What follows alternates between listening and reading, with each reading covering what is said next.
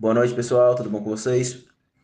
Esse tema aí da noesis e da noema é um tema bem importante que me faz lembrar o pensamento de São Tomás de Aquino e, claro, o pensamento do Russell. O Russell, ele vai, para muitos, ser inovador, mas isso é uma inverdade, porque tudo aquilo que o Russell tratou já estava na escolástica. Então tem muita coisa que o Russell só fez atualizar e dar uma nova roupagem, uma nova linguagem. Mas a fenomenologia não é algo que surgiu com Russell, como alguns colocam. Muito pelo contrário, a fenomenologia foi inaugurada. Quando eu digo fenomenologia, eu digo como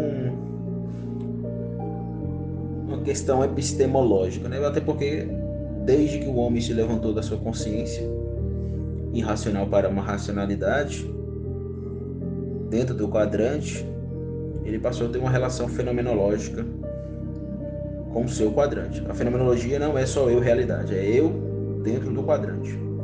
É inclusive eu. É a relação do meu eu com o meu próprio eu. É o entender para dentro de mim mesmo. Então existe uma fenomenologia do próprio eu. Que o Mário vai trabalhar no livro Psicologia, como sabemos. Onde ele vai tratar da tripla intuição. A dimensão animalesca, as dimensões páticas e as dimensões intelectuais. Ou seja, a intuição em cada uma delas. Enfim, então o que o Russell desenvolveu no seu pensamento já estava em Aristóteles, em especial no livro Categorias. Eu não vou entrar nesse assunto, mas esse é um ponto bem importante. E o Russell vai usar dois conceitos, que é o conceito de noesis e noema no seu pensamento. Noesis diz respeito ao segundo princípio quadrante. Noema diz respeito ao terceiro princípio quadrante, ou seja, é a relação sujeito-objeto. Aqui está o entrame da filosofia. Todos os filósofos estão buscando a sua consciência na realidade, a realidade na sua consciência. Esse vai e vem. Então, não há como filosofar sem a noesis, e sem a noema, sem a noema e sem a noesis. E quando eu olho para esses conceitos do Russell, noesis e noema, eu lembro-me do ato, do conhecer, do ter e do relacionar. Eu uso o conceito conhecer não no sentido como, mas uso o sentido de puxar para o jogo conceitual o São Tomás de Aquino. Para ele é impossível todo projeto de intelecção sem a imaginação.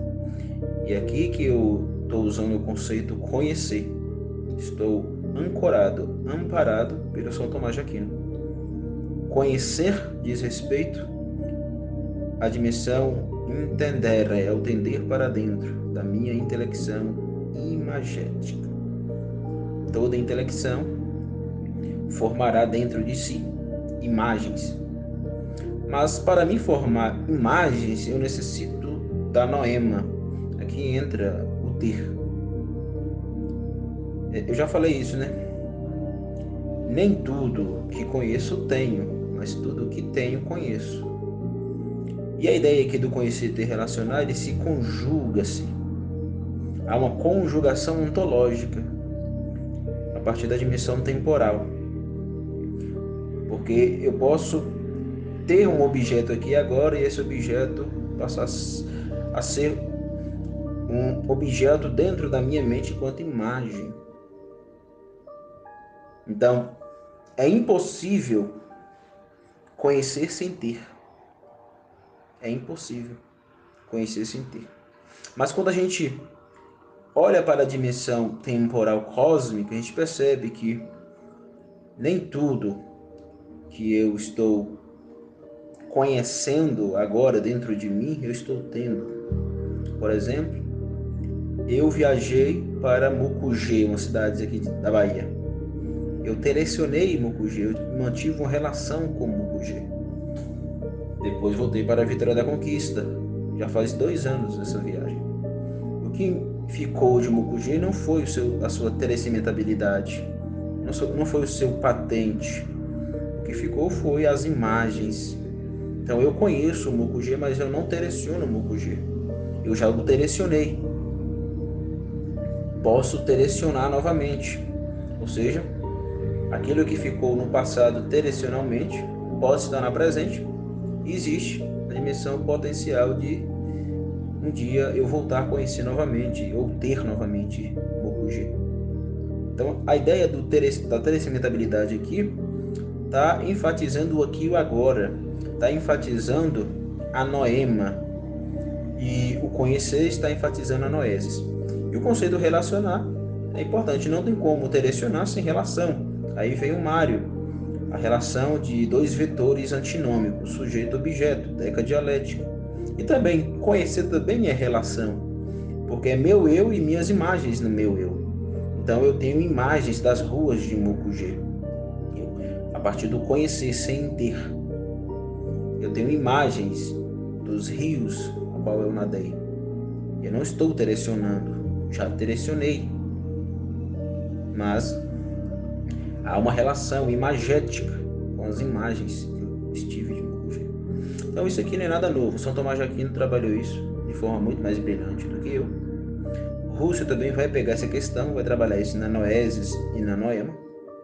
E eu tento fazer aí uma síntese menos complexa, trabalhando nesses 3 conceitos aí, que eu vou chamar de gnoseologia tridimensional: conhecer, ter, relacionar. Então, nem tudo que conheço tenho, mas tudo que tenho, conheço. Vou usar outro exemplo. Eu conheço a França, Paris. Eu conheço Londres, mas nunca telecionei Londres. Londres nunca ficou patente. Tá entendendo?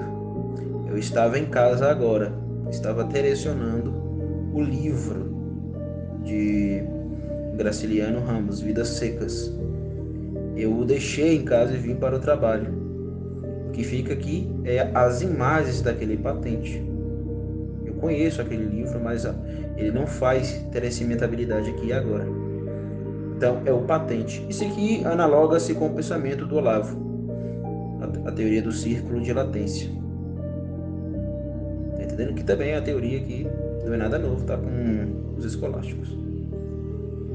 Nós não estamos aqui procurando inovação, estamos atrás da verdade, ok? Então é isso. Vai me perdoando aí qualquer coisa, eu tô cansado se eu falei alguma coisa incorreta. 1000 perdões. Boa noite, pessoal, tudo bom com vocês? Eu percebi aí que houve uma discordância em relação do Renato e do Renan, e também percebi que essa discordância gira em torno dos conceitos filosóficos, conhecer e relacionar. E de fato, Platão vai dizer que o reino da palavra pode obter erros, né? E isso é auto-evidente. As palavras que usamos para se referir a alguma coisa da realidade, ela não vai esgotar essa coisa, e precisamos sempre depurar nossa linguagem para tentar melhor descrever a realidade. Então, se eu achar conceitos mais palatáveis em relação a essa temática, claro que eu irei usá-lo, mas ainda não o fiz. E amparado por São Tomás de Aquino e Aristóteles, eu acredito que os conceitos conhecer e relacionar possuem verificação segura. Então, o primeiro ponto é justamente aquilo que eu chamo de quinário dual. Por que quinário dual? Porque existe a noema e a noesis. Na noema, quando o meu eu percebe o patente, aqui vem a dimensão do ter, né? Isso casa com a teoria do acatamento. Então, acredito que para derrubar isso, terá que derrubar a teoria do acatamento. Para derrubar o conhecer-te e relacionar. Eu não estou aqui criticando, claro, vocês podem criticar, podem botar seus pontos de vistas, mas eu acredito que para derrubar essa ideia do conhecer-te e relacionar, vai ter que derrubar a teoria do acatamento, porque eu estou amparado ali, amparado pela teoria do acatamento. O que é a teoria do acatamento? Que a coisa aí fora criacional, a realidade criacional, o terceiro princípio quadrante, possui uma estrutura geometrizante, uma forma que veste, ao perceber, veja, uma forma que veste no meu eu que percebe essa realidade, uma forma que veste a matéria. A morfé vestindo uma rilé. Então, a teoria do acatamento enfatiza isso. Quando eu uso o conceito ter, eu estou usando nesse sentido de enfatizar a teoria do acatamento. Ou seja, de assumir a presença total de uma estrutura ôntica aqui agora e ir depurando as suas latências, tirando aquilo que está oculto e colocando para fora. Aí vem a teoria do Olavo, né, do círculo de latência. Mas veja, quando eu direciono algo, eu estou enfatizando o perceber da realidade, fenomenologicamente falando, e perceber e conceber. Então, quando eu percebo, eu concebo. Quando eu concebo trazendo para dentro de mim, trazendo para a minha noesis. Ou seja, ao perceber a resistência, eu trago essa resistência para a dimensão entender. Eu tensiono de modo qualitativo para a minha memória. E na minha memória, eu vou fazer o quê? Eu vou fazer 3 coisas. Eu vou constatar, verificar e compreender. E aquilo fica na memória. Então, por exemplo, eu estou aqui agora no meu trabalho, em outro bairro. Estou direcionando várias coisas, acatamentativamente falando, aqui e agora. Ao ir embora amanhã e dar aula na escola que eu dou aula, aquilo que eu direcionei aqui agora, às 21 horas e 33 minutos, ficará na minha memória. Então eu vou constatar isso, eu vou verificar isso, eu vou compreender isso. Então aquilo vai fazer parte do meu conhecer imagético, mas não vai fazer parte do meu direcionar. Direcionar enquanto presente. E veja, o direcionamento, ele possui uma temporalidade. Aquilo que eu direcionei e ficou na memória, aquilo que está patente aqui agora, o direcional, o presente aqui agora, e aquilo que eu direcionarei, o futuro. Acho que isso eu não expliquei, né, no meu áudio de cima. Então, para entender melhor essa minha ideia, tem que usar o tempo cronotópico também, a temporalidade, né? Que bem no sentido agostiniano, porque eu não vejo o tempo, melhor dizendo, perdão, eu não vejo o tempo como uma dimensão cíclica. Eu vejo o tempo como uma dimensão linear. Aqui estou reverberando a parúzia cristã. Sou cristão, então não tem como filosofar sem o cristianismo. Sinto muito, se alguém quer que eu filosofe, deixando o cristianismo de lado, isso não vai acontecer. Não vai acontecer. Então, dito isso, quando eu uso o conceito ter, eu estou usando amparado na teoria do acatamento. E de fato, o ponto levantado que eu percebi, eu poderia usar uma conceitualização melhor. Mas ainda não aconteceu. Nem digo que isso aconteceu. Não tenho nenhum problema em fazer isso. Mas é isso. Não sei se eu tirei as dúvidas de vocês. Enfim.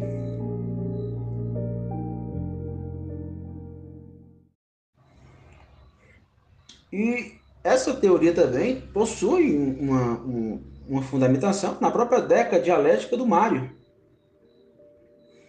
Por quê? Porque o sujeito que conhece o objeto conhece usando 2 princípios, né? A razão e a intuição. A intuição tende ao heterogêneo e a razão tende ao homogêneo. Então, quando eu percebo e concebo acatamentativamente uma coisa aqui na minha frente, a primeira coisa que vai acontecer é eu usar de modo quantitativo a razão homogênea que tenta perceber a morfé vestindo a rilé. Tá entendendo? E o que o Mário vai dizer na sua teoria decadialética? Que a razão e a intuição conhece desconhecendo. Conhece desconhecendo. Aí eu tento trazer o melhor explicação, pelo menos a partir do meu entendimento, trazendo a distinção entre conhecer e ter. Veja, eu vou repetir novamente. Eu só posso trabalhar a constatação, verificação e compreensão noés, ou seja, conhecer imagético, as imagens, por meio de uma noema, por meio de uma percepção concebível acatamental. E aqui eu cito o Aristóteles no livro As Categorias, ou Categorias, né? Ele vai dizer isso. Se desaparecer, segundo Aristóteles, se desaparecer a realidade, desaparece também o eu que conhece. Tá entendendo? Mas se desaparecer o eu que conhece, a realidade continua sendo aí fora. Ou seja, a realidade não depende da minha constatação, verificação e compreensão imagética, e muito menos da minha percepção e concepção patente. Não depende. Por que não depende? Aí vem a simbólica do quadrante. Primeiro princípio, terceiro princípio. Eu e o outro, seres inferiores. Somos inferiores ao primeiro e ao terceiro princípio. E eu provo isso com um simples copo descartável. Pegue um copo descartável, qualquer coisa, por mais simples que seja. Vamos dizer, por mais, entre aspas, besta que seja. E tente esgotar os acidentes. Os acidentes predisponentes desse copo. Não estou nem pedindo para falar sobre as propriedades desse copo ôntico. Estou pedindo para falar sobre os acidentes predisponentes. Porque existem as propriedades emergentes. Estou pedindo para falar sobre os acidentes predisponentes nesse copo descartável. Tente fazer isso. Tente esgotar tudo. Todas as possibilidades acidentais possíveis desse copo. É impossível. Por isso filosofar é ação de submissão. Tá entendendo? Essa ideia do constatar, verificar e compreender as imagens reverbera na literatura. Porque os grandes ficcionistas, por exemplo, vai até a realidade, concebe e percebe, ou percebe e concebe a realidade, noema, e ao trazer aquela realidade para a sua noesis, eles vão constatar, verificar e compreender e criar mundos possíveis e impossíveis por meio da literatura. Tá entendendo? É a imaginação. Novamente, essa teoria, ela pode pecar, pode ser pobre nas suas conceitualizações, conhecer, ter, relacionar, mas se a gente parar para analisar, perceberemos que ela é verdadeira, ela é apodídica. Mas de fato, se houver melhor uma definição, e eu estou aqui aberto para aceitar isso, se alguém trazer melhor, se alguém melhorar as definições, aceitarei de bom grado. Então, enfim, é isso. Eu ia falar outra coisa, acabei esquecendo. Se eu lembrar, eu mando o áudio aqui.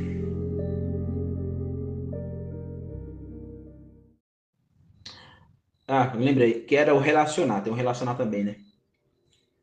Você não enfatiza o relacionar. Por quê? Eu não enfatizo o relacionar porque perceber e conceber é relação. Constatar, verificar e compreender as imagens que dependeu desse conceber, desse perceber e conceber, também é relação. Então, onde há conhecimento não terecional, há relação. Onde há terecionalidade, há relação. Tá entendendo? Eu acredito que isso é simples. Vou usar aqui coisas ordinárias. Eu estou aqui agora no meu trabalho, novamente. Não sei se eu falei sobre isso, mas eu vou repetir. Estou aqui no meu trabalho.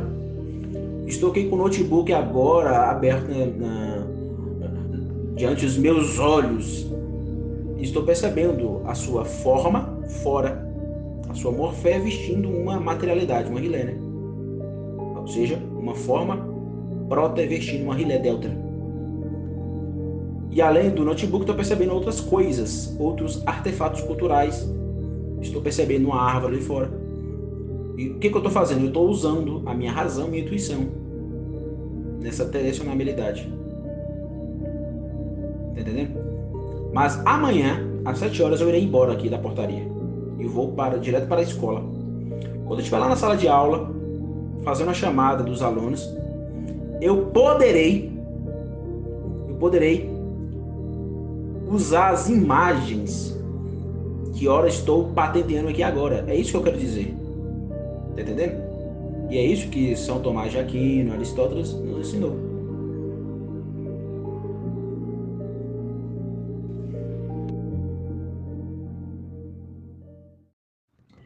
Mas foi isso mesmo. Então, o que eu percebi aqui foi que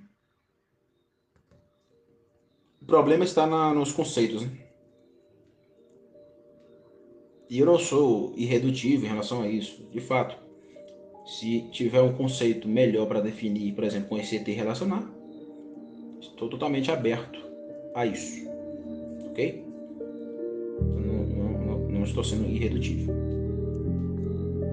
Mas não houve um convencimento em relação à descrição.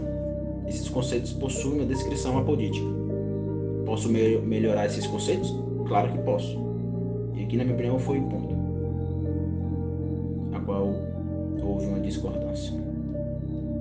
Então, estou aberto. Se alguém tiver, Anderson, conhecer não ficou claro, use outro conceito, use esse conceito aqui, esse conceito é melhor.